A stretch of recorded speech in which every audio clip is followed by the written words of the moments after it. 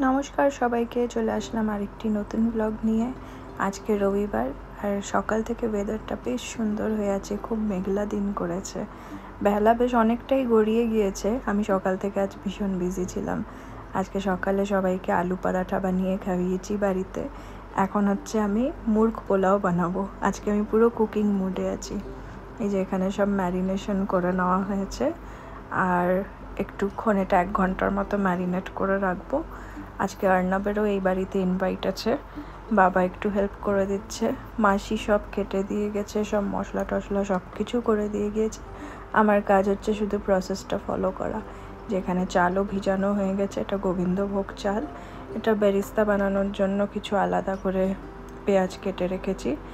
এখন রান্নাটা শুরু করে দিলাম। এখন বাজে হলো 12টার সময় রান্না বসিয়ে দিয়েছি, কারণ হতে এটার প্রসেসটা বেশ লং। তো এখানে এখন বেরিস্তা বানাচ্ছি। এই যে চিকেনও এখন স্টার্ট হয়ে গিয়েছে। পুরোটা প্রসেস ওইভাবে রেকর্ড করা তো সম্ভব হয়নি, কারণ আমি একবার কাজে মগ্ন হয়ে গেলে আর তারপর ফিরে তাকাই না। এখানে একটু রায়তা বানিয়ে রেখেছি। এই যে এখানে লেয়ারিংও ডান। এখন রান্নাবাড়ি শেষ হয়ে গিয়েছে। 1:30টার সময় রান্না শেষ। এখন আমি গিয়ে স্নান দান করবো।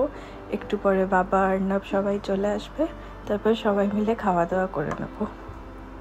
তবে আজ রান্না করার সময় আমি ভীষণ নার্ভাস ছিলাম, কারণ প্রথমবারেই আমি রেসিপিটা ট্রাই করেছি। ইউটিউবে অনেকগুলো ভিডিও দেখে তারপর নিজের মতো করেই রান্না করেছি।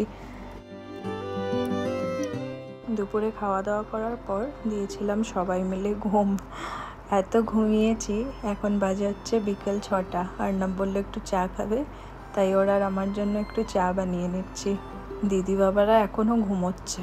ওরা ঘুম থেকে উঠলে ওদেরকে পরে চা বানিয়ে দেবো। বিরিয়ানি বা পোলাও, যেটাই, বিরিয়ানি তো না, পোলাওই বানিয়েছি। ওটা হচ্ছে সবার ভীষণ পছন্দ হয়েছে। যখন কেউ খাওয়া দাওয়ার পর এরকমভাবে কমপ্লিমেন্ট করে, তখন অলরেডি মনটা খুশি হয়ে যায়। তখন কতটা কি টায়ার্ড হয়েছি, কতটা কি খাটনি গিয়েছে, ওটা আর মনে থাকে না।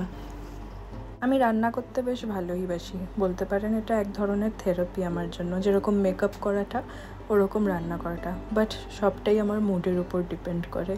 যেদিন ইচ্ছা করবে না, ওদিন আমি রান্না করি না। আর যখন ইচ্ছা করে তখন খুব ভালো করে, চাই যতই খাটনি হোক, আমি রান্না করেই ছাড়বো, এরকম হয়। এই হলো চা বানানো কমপ্লিট। এখন বারান্দায় নিয়ে এসেছি চা, আমি আর অর্ণব মিলে খাবো। এই হলো, আমি ঘুম থেকে উঠেছি।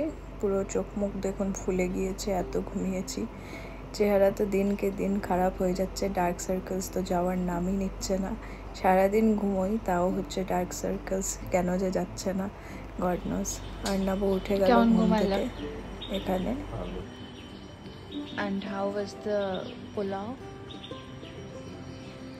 Excellent. আজকের ব্লগটি এখানেই শেষ করছি। আশা করছি আপনাদের আমার আজকের এই ছোট্ট ব্লগটি দেখতে ভীষণ ভালো লাগলো। ভালো লাগলে নিশ্চয়ই লাইক শেয়ার করে দেবেন। আপনাদের সাথে দেখা হবে আবার আগামী ব্লগে। বাই।